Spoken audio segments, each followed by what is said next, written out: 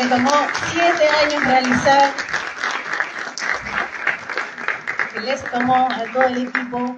También le damos la bienvenida a Paulina Sánchez de la Red de Salud Perinatal, de Salud Mental Perinatal. Vamos a tener una conversación y queremos que ustedes especialmente puedan dar su opinión sobre esta película que, como decía Francisca, ha tenido un tremendo recorrido internacional que comenzó en la Semana de la Crítica del Festival de Venecia, donde sacó el premio a la mejor película y otros 2 premios más. Ha tenido un recorrido por 40 festivales en todo el mundo, ha logrado 27 premios, entonces de verdad estamos muy contentas y muy orgullosas de que por fin está en salas. Se estrenó ayer y ya en Centro Arte Alameda tenemos esta posibilidad de conversar con ustedes y de profundizar en la situación particular de las mujeres privadas de libertad que han debido maternar tras las rejas. Tana, me parece que hemos tenido la posibilidad de conversar varias veces en el Festival de Cine de Viña del Mar, aquí mismo cuando conmemoramos el 8 de marzo, elegimos justamente esta película para hablar de la perspectiva de género y el cine feminista, pero hay un aspecto que creo que no hemos conversado antes, que tiene que ver con lo valioso de que todo lo que vimos son imágenes de archivo, de autorregistro de las propias mujeres privadas de libertad. Aquí no hay grabaciones, es una recuperación de la historia de ellas mismas, en que ellas definieron qué filmar, qué no filmar, qué incorporar. O sea, es súper valioso eso y me gustaría que pudieras profundizar sobre ese aspecto de el lugar de enunciación que ellas definieron, ellas son las protagonistas, ellas eligieron las imágenes. Bueno, muchas gracias primero por la presentación y gracias a ustedes por quedarse. Importante que quizás dialoguemos después de la película porque sé que tiene un quizás impacto emocional importante después de verla. Bueno, la película nació hace 7 años atrás, en el 2017, cuando yo justamente me encontré con un material de una mujer que estaba registrando su espacio a través de su Facebook, pero esta experiencia tenía una particularidad que era que registraba el primer momento de los primeros meses y primeros días de la vida de su hijo. Ella era mamá primeriza, después descubrimos que era la Cristal, la conocimos, ¿no? La Cristal ha participado, de hecho, en la distribución de la película y todo, pero en ese momento tenía 18 años, estaba condenada en la cárcel de San Joaquín, pero el encuentro con este material como que fue tan potente para mí que empecé como a descargar estas imágenes, así como suena. Y en paralelo como que empecé a averiguar un poco qué pasaba con las mujeres privadas de libertad en Chile. Bueno, ya aparecieron las cifras y que básicamente en ese momento el 92% de las mujeres privadas de libertad eran madres, entonces eran como la mayoría de las mujeres privadas de libertad. Y en el fondo empezamos a conocerla, conocí a Cristal, le escribí, fuimos a la cárcel de San Joaquín, estuvimos harto tiempo ahí trabajando, yendo a investigar como si fuéramos familiares, íbamos como visita a la cárcel, en fin, pero yo creo que hay una cuestión en la película que tiene que ver con la construcción colectiva de las imágenes, que fue siempre como una idea que tuvimos como de atesorar estas imágenes. Y creo que no fue suficiente con recopilarlas digitalmente, sino que decidimos imprimir toda la película, que es un poco lo que sale en el primer cartón antes de que empiece, porque queríamos dar un espacio físico. Para mí también la maternidad tiene que ver con el contacto físico y con el vínculo afectivo que tiene mucho en los cuerpos. Entonces, en ese sentido, también había una cuestión del relato político que había en esas imágenes, porque cuando registramos y representamos nuestro entorno, lo que estamos haciendo es apoderándonos de él, ¿no? Resignificándolo. Y entonces había una cuestión como de rebeldía frente a esas imágenes, que era de parte de ellas y que en el fondo nuestro rol estuvo como en solamente resguardar.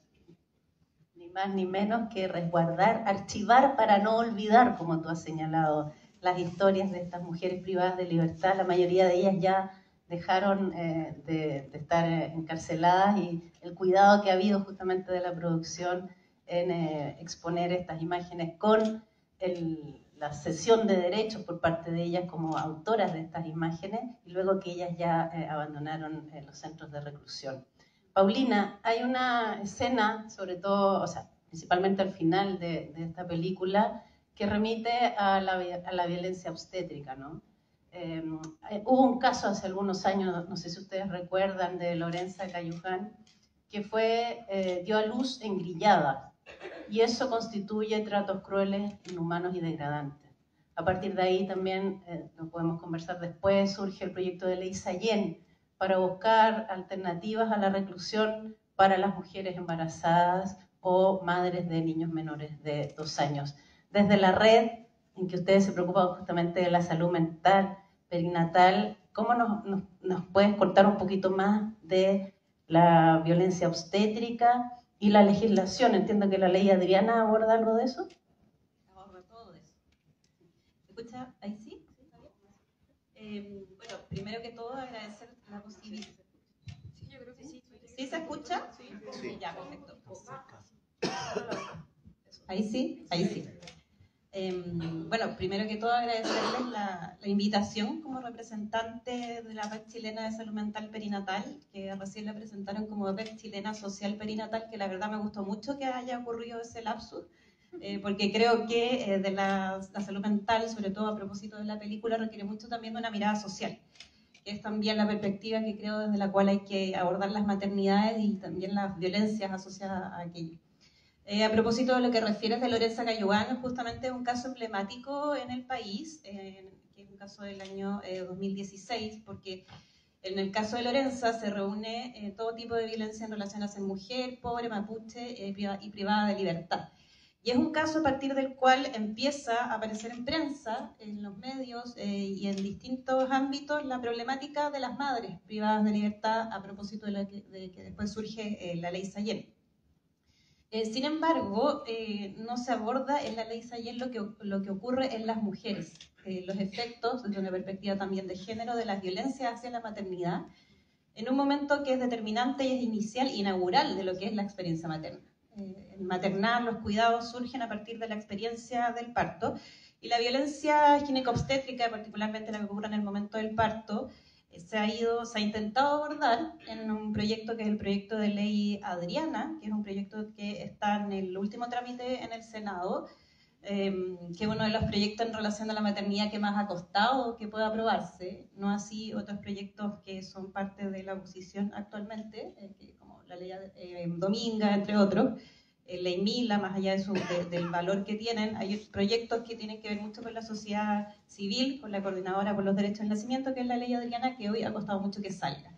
Además, también ha habido mucha oposición de gremios de la salud ginecobstétrica, por lo que implica, pero es un proyecto que en términos sociales es muy significativo porque lo que plasma es justamente los derechos en torno a las necesidades de la mujer al momento de parir, durante el trabajo de parto y posparto inmediato, y también lo que tiene que ver con la protección del vínculo y también del padre o madre. Incluye varios de lo que incluso organizaciones internacionales señalan como protección hacia el momento del parto.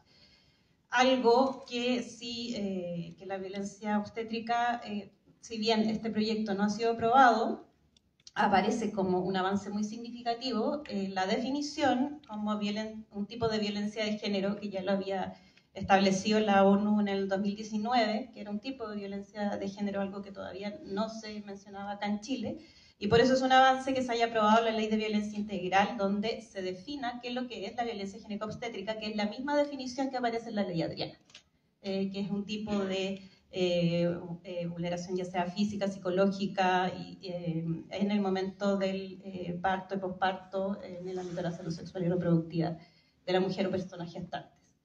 Eso es un avance significativo, no obstante, a propósito de la película de Malqueridas, que debo decir también que la referencia a los afectos desde el nombre también implica lo que por lo menos a mí también me pasó, y creo que a muchos, que es que nos toca el cuerpo, la experiencia de la película, y creo que las violencias también nos tocan el cuerpo, se agradece también estas producciones culturales, porque también hacemos que esto sea social y que entre los cuerpos compartamos lo que es el dolor, los afectos, la exclusión, que es lo que representa acá en mujeres privadas de libertad y mujeres madres privadas de libertad.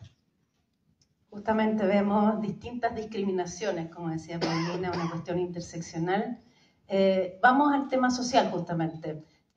Mañana y pasado ustedes podrán ir a la Feria Malqueridas en el Centro Cultural Palacio de la Moneda. donde va a haber exposiciones, ahí Tana nos va a contar más, pero el punto tiene que ver con la reinserción social, que en el fondo es crucial entender que las personas privadas de libertad solo deben privarse de la libertad de movimiento. El resto de sus derechos, en tanto derechos humanos, deben mantenerse en respeto y en goce pleno. Entonces, primero entender eso, que en general la sociedad a veces considera que las personas privadas de libertad prácticamente no deberían tener derechos. Basta recordar el lamentable incendio de los 81 personas que perecieron en la cárcel de San Miguel. Entonces, la pregunta ahora es, primero el impacto. Esta es una campaña de impacto que ustedes han generado a propósito de la película, y cómo ves tú las posibilidades reales de reinserción. Veíamos también, escuchábamos a Karina Sánchez, ¿no? Una de las mujeres privadas de libertad que hace de narradora y que además se convirtió en co-guionista junto con Tana y otra guionista más. Ella hablaba de, ya cumplimos nuestra condena, ya pagamos a la sociedad. ¿Cómo reinsertamos a esas mujeres entonces a la vida social?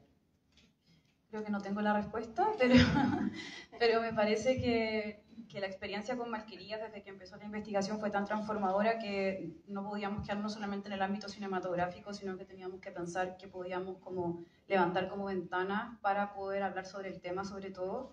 Entonces por eso creamos una especie de campaña de impacto que se le llama en el mundo cinematográfico, que es en el fondo vincular en términos mediáticos el tema de la película a otras instancias sociales. Y lo que se nos ocurrió fue hacer básicamente una feria que se llama Feria Malqueridas y que va a estar en el Centro Cultural Palacio de la Moneda desde mañana, sábado y domingo, en el -3 en la Explanada, y es una feria que se construye y se constituye con distintos stands donde se venden productos hechos por mujeres exprivadas de libertad que van a estar ahí vendiendo sus productos, pero además de eso hay un programa de Gendarmería de Reinserción que se llama REACE, donde se exponen también otros productos hechos por personas ahora privadas de libertad en este momento. Y además van a haber charlas con organizaciones que trabajan con la cárcel. Entonces, en el fondo lo que vamos a hacer es una especie de despliegue de información durante todo el fin de semana para que las personas se acerquen y conozcan un poco. A propósito también de esta idea de la reinserción, porque la reinserción laboral, específicamente de las personas que estuvieron privadas de libertad, es muy difícil, lo hemos visto de cerca. Nuestras propias compañeras que son parte del equipo y que estuvieron privadas de libertad no encuentran trabajo. O sea, 2 semanas antes de que fuéramos a Venecia a estrenar la película y que fuimos con la Karina, que es la narradora, digamos, también co-guionista de la película, ella salió de la cárcel, encontró un trabajo rápidamente como haciendo inventarios en la noche en un supermercado, o sea, no supermercado, sino que una empresa externa que va a supermercados, y era tan buena que la iban a ascender, entonces le pidieron su papel de antecedentes para convertirse en jefa, y se dieron cuenta de su historial y la echaron. Entonces era muy loco como pensar que en el fondo estábamos promocionando la película, el estreno de Venecia, bla, bla, bla, toda esta parafernalia, ¿no?, que hay con los festivales de cine, pero al mismo tiempo ella ya no tenía trabajo.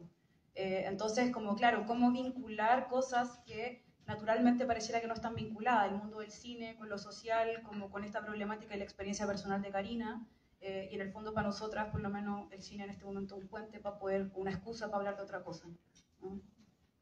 Paulina, respecto de los derechos, el derecho a la maternidad, del nacimiento, ¿qué pasa con el interés superior del niño y las niñas en relación a estar con sus madres? ¿Qué es mejor para ellos y ellas respecto del apego, del crecimiento? ¿Cómo lo ven ustedes desde la salud mental? Bueno, respecto a eso yo me quedo con una frase que aparece en la película, que es lo que le preguntan a ella, que era si quieres que tu hijo se quede aquí o que lo tiremos a la calle. Creo que ahí es bien contradictorio la posibilidad de la elección y finalmente la autonomía de la cual son privadas las mujeres cuando no solamente están privadas de libertad. La capacidad la posibilidad de decidir es algo bien, bien complejo, de decidir cómo maternar. Creo que el valor de la película es mostrar un cruce entre los cuidados, el género y la exclusión, que son mostrar otras formas también en las que se puede dar el cuidado. Desde ahí, yo trabajo temas de maternidad, no tengo experiencia en cárcel, entonces me parece también como, me da un poco de pudor de hablar de algo respecto a las maternidades en el contexto de cárceles, pero sí puedo hablar respecto como al género y las maternidades, y creo que hay algo ahí de la elección, pero además también del espacio donde están esos bebés y esos niños. De partida, cómo van a parir esas mujeres, que van a parir englilladas, van a parir con las manos desposadas, por tanto también ahí, ¿acaso una mujer que está en trabajo de parto se va a escapar? Una mujer que está pariendo no se va a escapar. Bueno, no sé, capaz que hay otras lógicas que yo desconozco. Por otro lado, están los espacios donde están los bebés. Las cárceles fueron diseñadas para hombres heteros cis, entonces no están pensados ni para las mujeres, ni para las disidencias, ni menos para las maternidades. Los bebés necesitan una forma también para poder desplazarse, desarrollarse. Ahí se veían escenas, era muy claro cómo estas formas de lacunar, el cómo se desplazaban para empezar a caminar, el desarrollo del lenguaje. En ese sentido capta muy bien lo que ocurre en la etapa temprana. Pero ¿qué es lo que se ve? Un niño que se vincula en las palabras que dice como cabo, está atento a las llaves, a los sonidos, esas son las sensorialidades. Yo creo algo que si es que está la posibilidad de pensar en infancias en la cárcel, hay que pensar primero también en los espacios. Yo no conozco, creo que acá en Chile no hay experiencias de intervenciones perinatales en el contexto de cárcel, pero yo conozco una experiencia de una argentina, de la Asociación Interdisciplinaria de Salud Mental Perinatal, que van a las cárceles y hacen intervenciones con las mujeres, no en la lógica de ser expertas en o ayudarlas a, sino en generar entre las madres y los hijos espacios de encuentro, donde tampoco ellas les dicen qué hacer, sino que se ha ido dando también más orgánicamente según lo que ellas transmiten, espacios donde ellas puedan hablar, puedan expresarse, porque cómo maternar a un hijo o una hija en la cárcel, si estás privada también de la expresión, si no te escuchan el dolor, si los afectos también estás privada de la expresión de afecto. Entonces creo que son las lógicas de cuidado y los espacios también para posibilitar el maternar y que efectivamente sea una elección y se puede o no ahí. Ahora, la separación está establecido por una lógica que es bien abrupta, por ejemplo, la Organización Mundial de la Salud habla de la lactancia hasta los 2 años, como si no pudiese ser ni menos ni más, y como que hay una obligación hasta esa edad. Entonces los tiempos también en relación a la infancia no son singulares, y creo que aquí debiesen existir dispositivos. Respecto a salud mental perinatal no hay política pública, yo estoy trabajando por ello, pero además tampoco hay respecto a madres. Las que trabajamos en salud mental perinatal, la verdad no tenemos idea de maternidades privadas de libertad. En las formaciones no se incluye nada. Entonces, si esto se empezara a incluir, se empezara a pensar, quizás se pudiesen pensar formas de acompañamiento y disposiciones también en las cárceles para que efectivamente sea algo por el interés superior del niño o la niña. Bueno, Malquerida justamente pone este tema en discusión y queremos abrir el micrófono a ustedes justamente para que nos cuenten qué esperaban y con qué se encontraron, para que puedan hacer las consultas. Tenemos a Tana acá que está full con el estreno y con una cantidad de viajes increíbles. No sé si alguien se anima por ahí. Ahí hay una manito levantada. Aprovechamos de agradecer a nuestro cafecito Drip que está aquí abajo en Seina, que está realmente salvadora para estos días de invierno, así que muchas gracias. Adelante. Buenas noches a todas y a todos. Agradecer también este espacio de poder conversar también y expresar también sobre la experiencia. Me gustaría quizás hacer una reflexión. En lo personal, trabajo en un programa del Estado que se llama Abriendo Caminos, que trabaja con familias que son privadas de libertad, que tienen algún aborto significativo que está privado de libertad. Entonces, en lo personal, me llega también la temática, especialmente como la posibilidad de visibilizar la temática principalmente frente a la privación de libertad. Quiero hacer una analogía, me parece interesante, por ejemplo, las escenas, al ser borrosas desde el tema cinematográfico, muchas veces serían desechadas prácticamente. Pero acá estamos también mostrando la realidad como está el cuerpo frente a esta privación de libertad, a lo que son los centros penales, a la complejidad también del centro penal, y también cómo hacer esta analogía frente a cómo es la realidad, cómo la sociedad también invisibiliza la privación de libertad y también termina como generando esta doble, triple también, y nosotros, en este caso particular, que me toca a mí trabajar con las familias que están en esta libertad, también todo lo que significa desde la precariedad también a la que se ven expuestas, y cómo también termina siendo quizás doblemente también la familia privada de libertad frente a la sociedad discriminada muchas veces. Me parece muy interesante visibilizar también esta temática. Claramente también la situación de los procesos de crianza dentro de los centros penales es algo que está invisibilizado totalmente. Nosotros también lo visualizamos también, y como también no existe en este caso ninguna instancia que se haga cargo también de este niño cuando sale en libertad. En este caso nosotros como que se nos convoca en un momento como dispositivo, como programa, a poder intervenir también en esta instancia porque no existe una oferta específica que esté particularmente como que pueda también hacerse cargo, y claramente eso genera también inconvenientes y limita también el proceso de desarrollo.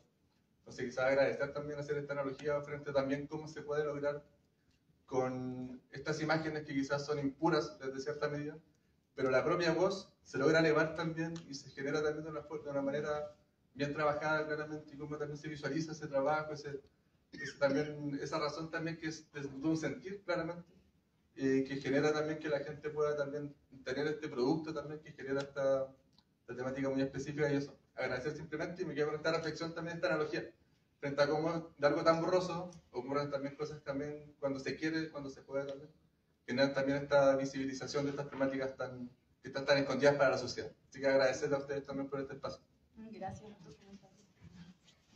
¿Alguien más? Ahí también hay una mano levantada.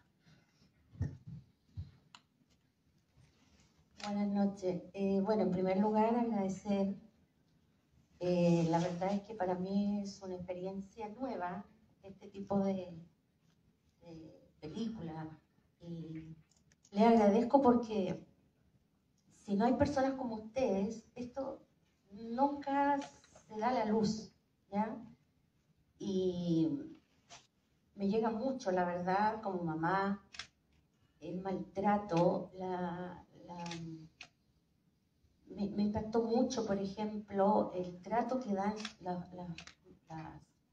carabineras, digamos, las que están ahí encargadas de mantener el orden, no sé, que son su propio género, y el trato psicológico y la forma indigna que tratan a las mujeres.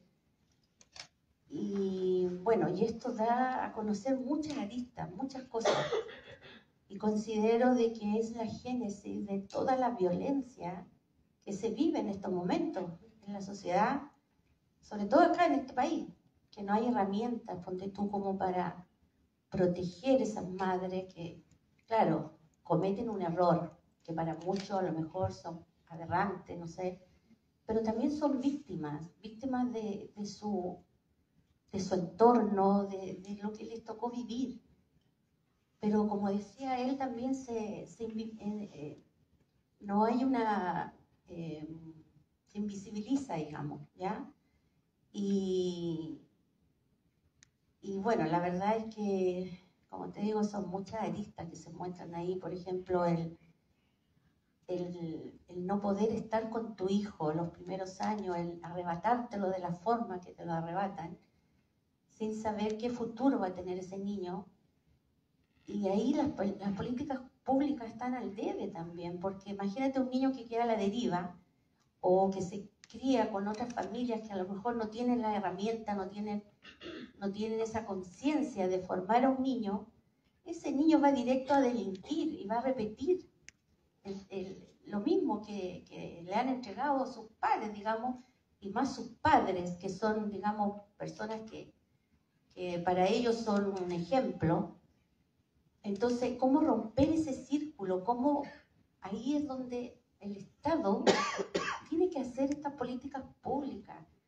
Y por eso que yo les agradezco tanto que ustedes se preocupen de este tipo de documentales y que se muestre, porque es la única forma de hacer conciencia y de darnos cuenta que hay una realidad que no todos tenemos, digamos, ese conocimiento de tanto sufrimiento.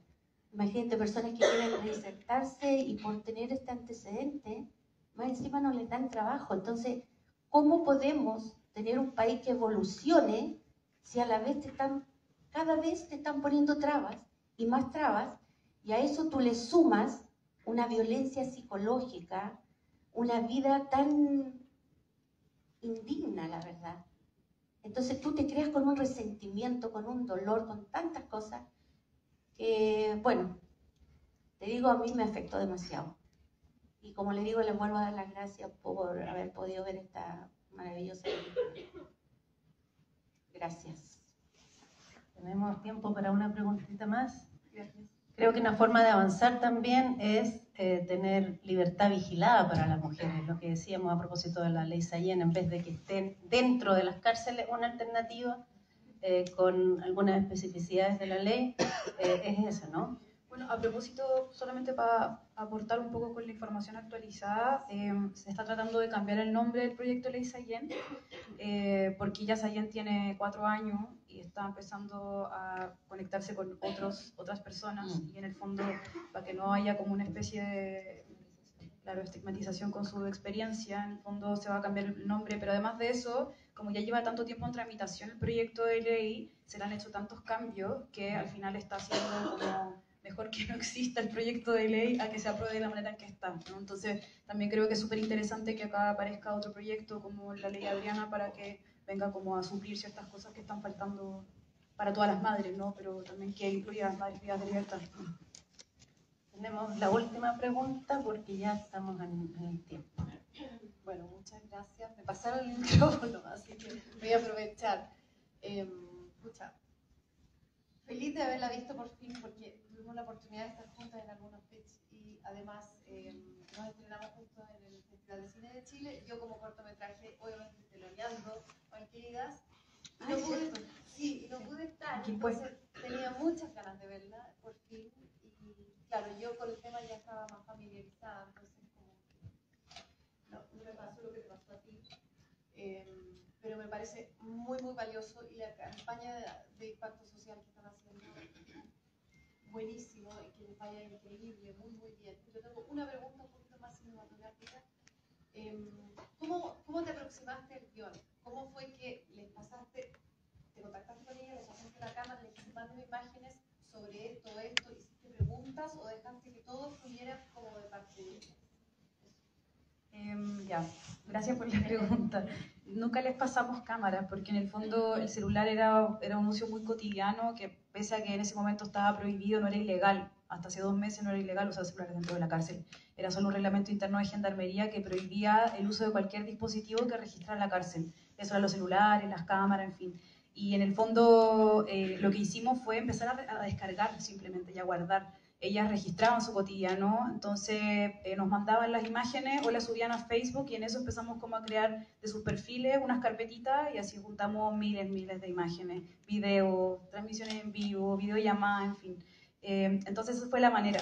Y cómo construimos el guión, en realidad, bueno, en todos los géneros del cine, digamos, pero sobre todo en el cine documental, se piensa que la escritura del guión finaliza en la etapa del montaje, entonces hasta el último la película se estaba escribiendo. Y por eso es que compartimos tanto el crédito del guión, porque en el fondo la Paola Castillo, que es la productora, también pensó en la historia o la forma de abordarla. La Javiera Veloso, que es comontajista, también editó en el fondo y tomó decisiones creativas y narrativas respecto a la película. Y la Karina, cuando registramos la voz, también. Entonces fue un proceso como de que nos fuimos como alimentando creativamente durante toda la escritura.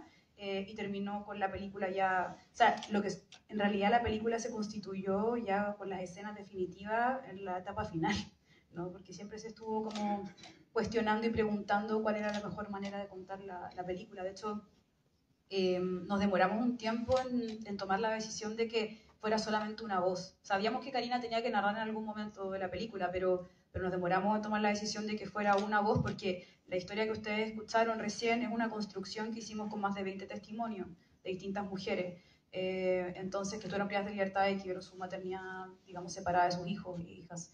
Y identificamos los hitos que se iban repitiendo en la vida de cada una de ellas y que eran más comunes, y con eso tomamos la decisión de contar la historia de esa manera. Entonces, cuando Karina narra la película, lo que está haciendo es narrar su propia experiencia, pero además la experiencia de su mamá canera, de su amiga, de su expareja. Entonces las va recordando un poco. Es un ejercicio medio como, no sé cómo llamarlo. Una construcción colectiva, lo habías dicho. Bueno, muchas gracias por haber estado. Es súper importante, ustedes saben, para el cine chileno, la primera semana, especialmente el primer fin de semana, así es que les pedimos que difundan, que se informen de la cartelera en Miradoc Chile en Instagram. Bueno, y a seguir apoyando producciones independientes con perspectiva de género como Malqueridas. Muchas gracias.